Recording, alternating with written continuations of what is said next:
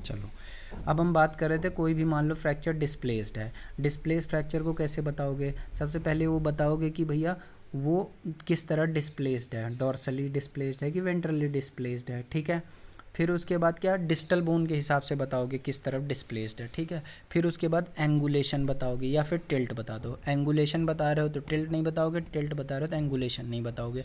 अब एंगुलेशन का मतलब होता है, मान लो एपी व्यू आप देख रहे हो, ये बोन थी, ठीक है, नॉर्मल बोन ऐसे थी, ठीक है, नॉर्मल बोन ऐसे थी, ठीक है।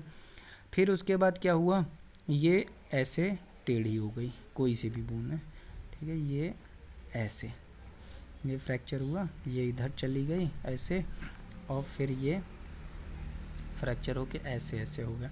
तो इसका एंगुलेशन किसका है, प्रॉक्सिमल पार्ट का एंगुलेशन, ये मान लो लैटरल साइड या मीडियल साइड, तो लैटरल साइड का क्या है एंगुलेशन, बाहर की साइड है, और मीडियल साइड ये बीच में क्या करते हो, एक परपेंडिकुलर लाइन डालते हो उस बोन से, फिर उसके हिसाब से देखते हो किधर गई। मान लो ये प्रॉक्सिमल पार्ट जो है वो किस साइड जा रहा है, लैटरल जा रहा है, और ये डिस्टल पार्ट से लाइन जोड़ोगे किस तरफ जा रहा है, मीडियल साइड। तो अब ऐसा बोलोगे प्रॉक्सिमल जो एंड है, जो प्रॉक्सिमल वाली बोन है वो किस तरफ है, लैटरल एंगुलेटेड, और मीडियल डिस्टल वाली किस तरफ है, मीडियल साइड एंगुलेटेड। टिल्ट हमेशा बोलते हो डिस्टल पार्ट के हिसाब से, तो ये क्या बोलोगे, डिस्टल पार्ट क्या होता है, मीडियली टिल्ट है, ठीक है, ये चीज़ बता दोगे। एंगुलेशन में you have to tell both distal part angulation and proximal part angulation, ठीक है, जैसे वोलर एंगुलेशन, डॉर्सली टिल्ट, ठीक है, या फिर एंगुलेशन की बात हो गई। टिल्ट बताना है तो आपको जो, देन टेल अबाउट रोटेशन किस हिसाब का है वो बताना है। रोटेशन मेरे को समझ नहीं आया इसलिए मैं अभी नहीं बात कर रहा हूँ, रोटेशन पढ़ना पड़ेगा, ठीक है।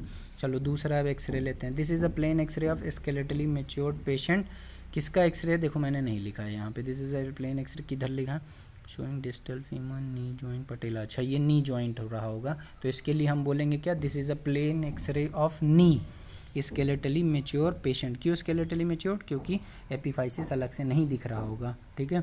Skeletally mature patient, AP and lateral view showing distal femur, knee joint, patella, tibia, फिमुला,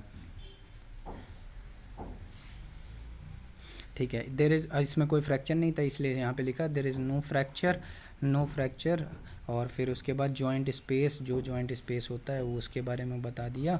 फिर उसके बाद नो सॉफ्ट टिश्यू, हर एक्सरे में आपको बताना है सॉफ्ट टिश्यू डैमेज है कि नहीं है लास्ट में।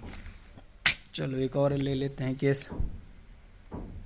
अच्छा एक ये चीज़ सर ने अलग से बताई कि जब भी कोई एक्सरे हो रहा है, जैसे कोई फ्रैक्चर वैक्चर हो क्या है हाथ में, तो हमेशा बंदे को बोल दो अंगूठी या रिंग या कान में कुछ पैसा है या कड़ा पहना है हाथ में तो उसको निकाल दे, क्योंकि क्या होता है फ्रैक्चर के बाद चीज़ें स्वेल अप करती हैं। कभी कभी क्या हो जाता है, रिंग टाइट हो जाती है, आगे पीछे स्वेल हो गया और फिर वहाँ नेक्रोसिस हो जाती है।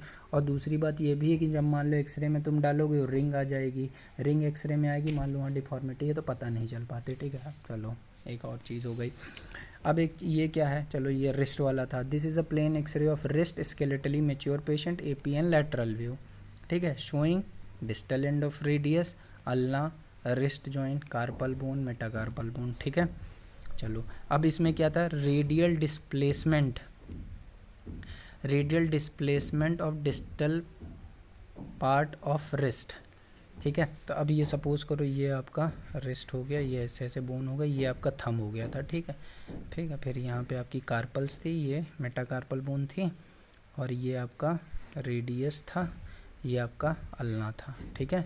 अब ये सब चीज़ ना थोड़ी सी इधर शिफ्ट हो, सॉरी इस साइड रेडियस साइड के शिफ्ट हो गई थी, इसीलिए कह रहा है radial displacement of distal part of wrist. ये जो रिस्ट का पार्ट है ये रेडियल साइड मतलब लैटरल साइड है। वोकल एंगुलेशन था, ठीक है, वो एक डॉर्सल होता है वोलर, तो एंगुलेशन किस साइड था उस एक्सरे में, वोलर साइड था, ठीक है। अब फिर उसके बाद टिल्ट किस तरफ था, जैसे एंगुलेशन कह दिया टिल्ट कहने की जरूरत नहीं, यहाँ फिर भी और से dorsally tilted, and there is fracture of distal metaphysis of radius, अगर मेटाफाइसिस का फ्रैक्चर है, soft tissue seems to be normal, ठीक है। चलो एक और एग्जांपल यहाँ पे है, this is a plain x ray of thigh, तो यहाँ पे फीमर बोन दिख रही होगी और थोड़ा बहुत हिप जॉइंट दिख रहा होगा, इसलिए ये प्ले ऐसा बोला गया। This is plain x ray of thigh of skeletally mature patient, AP and lateral view showing femur, hip joint and right side hip bone या राइट साइड पेल्विस, ठीक है। There is oblique fracture of femur, medial shift हुआ है, ठीक है, medial shift हुआ है मतलब ये ऐसे रहा होगा फीमर ऐसे, तो जब टूटा होगा ना तो ये ऐसे medial shift overlapping on AP view, ठीक है। मीडियल शिफ्ट ऐसे शिफ्ट हुआ होगा, मतलब बोन ऐसे मीडियल साइड शिफ्ट में ऐसा हुआ होगा। ऑब्लिक फ्रैक्चर है, medial shift overlapping in AP view. Overlapping बोले तो क्या हुआ, जब ये टूटी ना तो ये एक बोन ऐसी आई, फिर दूसरी इसी के ऊपर ऐसे आगे ऊपर हो गई, टूटा हुआ मतलब पार्ट, इसका टूटा वाला ऊपर चला गया, उसका नीचे, इसलिए ओवरलैपिंग, ठीक है।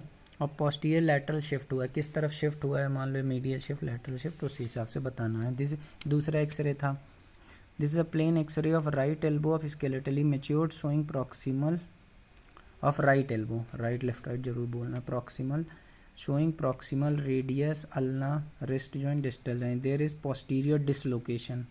posterior dislocation क्यों बोला, अच्छा ये किसका था, ये राइट एल्बो का था। एल्बो जॉइंट में क्या हो जाता है, posterior dislocation। कैसे पता करोगे कोई एल्बो डिसलोकेटेड है कि नहीं, क्यों, क्योंकि जो ओलिक रेनल प्रोसेस होता है नहीं किसका, अल्ना का, वो निकल जाता है, posterior साइड चला जाता है, निकल के जो रहता है नहीं ह्यूमरस से निकल के पीछे चला, एक तो उससे पोस्टीरियर डिसलोकेशन ओलिकोरेशन फ्रॉम। दूसरा चीज़ क्या हो जाता है, अगर आपको देखना है टेक्निकली तो अब आप क्या करो, रेडियस होता है ना, ये रेडियस का हेड हो गया, ये रेडियस हो गया, ये नेक हो गया, यहाँ से आप ऐसी लाइन ज्वाइन करो, ठीक है। ये जो होता है ना, ये जो वो होता है क्या कहते हैं, कैपेचुलम होता है, किसका कैपेचुलम, अल्ना का, ऐसा कुछ होता है कैपेचुलम ऐसे, उसके ना ये सेंटर से पास करता है। अगर सेंटर से नहीं पास कर रहा मतलब समझ जाओ डिसलोकेटेड है, ठीक है, एल्बो जॉइंट। फिर उसके बाद मान लो ये ऐसा फोर आर्म का था एक, this is a plain x ray of blah blah blah, ठीक है, ठीक है। देर ये मोंटेजिया फ्रैक्चर था। There is a fracture of proximal part of ulna distal fragment posteriorly displaced, ठीक है, जो distal fragment posteriorly and anteriorly angulated, ठीक है। रेडियल हेड प्रॉक्सिमली डिस्प्लेस्ड, ये तो होता ही है मोंटेजिया फ्रैक्चर, ठीक है। राइट थाई का था, this is a plain x ray of thigh of skeletally mature child, AP and lateral view showing full length of femur. अच्छा फीमर पूरी दिख रही, मान लो नी जॉइंट भी, हिप जॉइंट भी, फीमर पूरी दिख रही तो बोलोगे full length of femur, hip bone right side, knee joint proximal tibia and fibula, fracture of femur at distal part medially displaced laterally angulated. If undisplaced fracture कुछ बताने की ज़रूरत नहीं है कि एंगुलेशन है, शिफ्ट टिल्ट, कुछ भी नहीं बताना है, ठीक है। चलो ये चीज़ हो गई, ठीक है। एंगुलेशन के बारे में थोड़ा लास्ट में।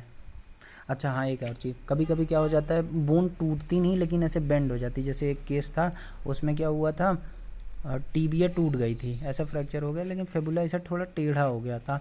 जब ऐसा हो जाता है फेबुला बेंड है तो उसको कहते हैं प्लास्टिक डिफॉर्मेशन, ठीक है। एंगुलेशन जब होता है प्रॉक्सिमल डिस्टल एंड दोनों देखना होता है। ड्रॉ इमेजिनरी लाइन, मतलब ये दोनों है चीज़ है, इसमें से इमेजिनरी लाइन ड्रॉ करो ऐसे ऐसे, फिर देखो किस साइड एंगुलेटेड है वही बता देना है।